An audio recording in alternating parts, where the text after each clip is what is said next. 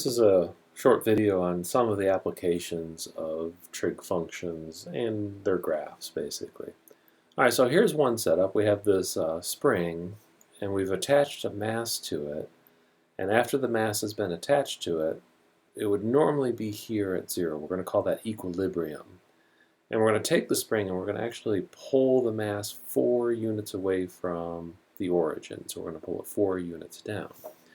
So that's what this A here represents. It's technically the amplitude of the function. Of course, in this case, it would be -4 for the coefficient. T here is going to represent time, and it's going to count out seconds, basically. Here, the period is going to represent how long it takes for this mass to get pulled up and then come back to its location down here. So here, I'm letting it be 1 second. The duration is just the length of time I'm going to let this thing go.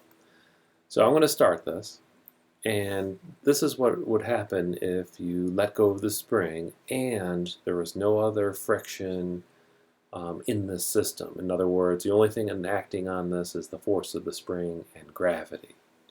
So the spring would constantly go up and down. Now in the real world, it would eventually slow down and settle down at 0 again.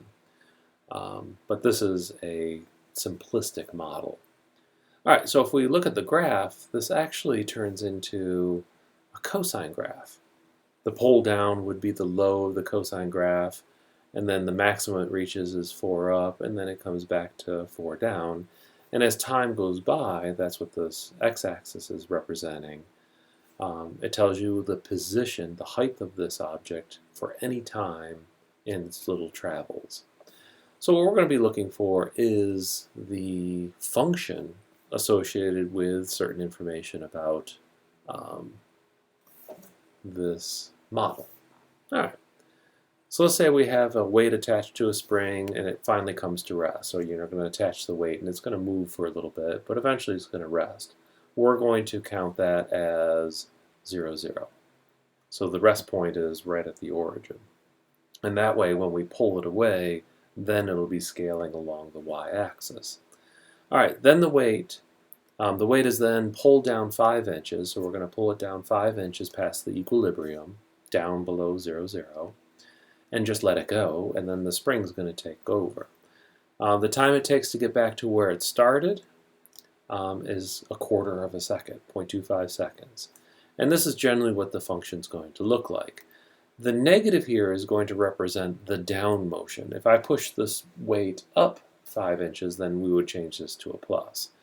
The A then is going to become your amplitude, and the amplitude is how far did you pull it. So that's usually quite simple. It's the omega here that's going to be a little bit of trouble. So the period of this function, how long does it take to start over again, literally is 0.25 seconds. So the period here is 1/4 of a second.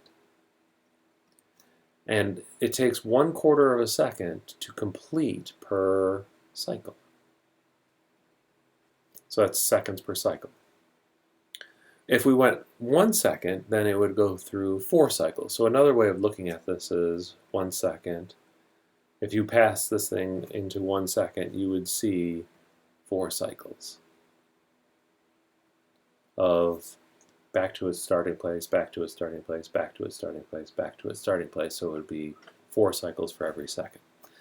So when we get down here to frequency, the relationship between period and frequency is the period is equal to 1 over the frequency, or the frequency is equal to 1 over the period.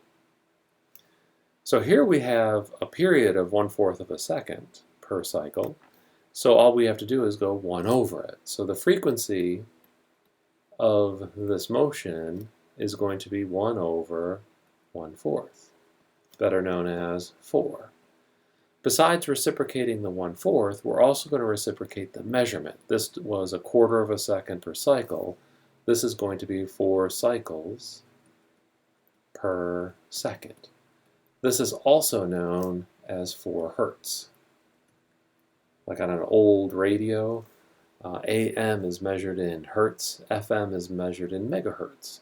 So basically a hertz is just a cycle per second. It's the wavelength the frequency of the radio signal. Okay, so down here we're going to be looking for what is omega. Well, omega goes back to knowing what the period is. And the period, according to omega, and this being a cosine function, will be 2 pi divided by omega.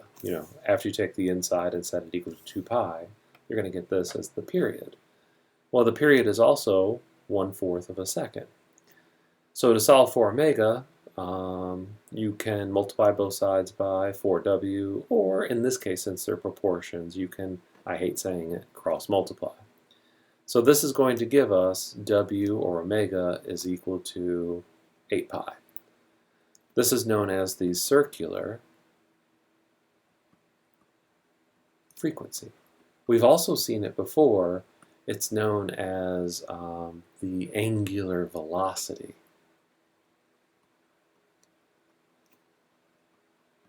And that's where the word circular is coming from. It's the angular velocity, so they call it a circular frequency. All right, so our final function, after putting the pieces together, is going to look like this. To find the position of the mass attached to the spring, all we have to do is use this function to find how far up or how far down it is according to time. Omega is 8 pi times t. So if you wanted to find the location after 10 seconds, you plug in 10 here, you find out -5 cosine of 80 pi, and it'll tell you where it's located on the y-axis. So it's kind of a neat idea. The next neat idea is stringed instruments vibrate at a frequency to produce the sounds that they actually produce. So here we have a bass guitar string, has a sound wave that produces a frequency of 80 hertz, also known as 80 cycles per second. Find the period of the sine function based on this setup for the sine function. So 80 hertz is the frequency. So I know that the frequency is also the same thing as 1 over the period. Or vice versa, the period is equal to 1 over the frequency. So I know what the frequency is, so to find the period, all you have to do is go 1 over 80. So the period of this function is 1/80th. Now the measurement of that is a little trickier. Up here, this is 80 cycles per second, so this is 1/80th cycle, seconds per cycle. So in an 80th of a second, this thing already goes 1 cycle of the sine curve. So an 80th of a second, boom, and you're at the end of 1 period of a sine curve. All right, then it says find omega. Well, omega, again, is that omega t set it equal to 2 pi, and you get 2 pi over omega is equal to the period, which is 1/80th. So here, when we cross multiply, we're going to get omega is equal to 160 pi. So the function at the end is going to look like f of x is equal to, now one thing we did not find was a, and I'll talk about that in a second, sine of 160 pi t. Now the a is how loud the sound is going to be. So if you pluck it really softly, the a is going to be really small. And if you pluck it really hard, then the A gets a little bit larger. It accounts for the volume of the sound. So this would be something related to the volume of the sound, the amplitude of the sound. That's probably why they call speaker systems, instead of calling it at the stereo, they call it an amplifier, because the volume is generally an amplitude of the frequency. All right, so there's 2 quick little applications of how sine and cosine are used in the physical world.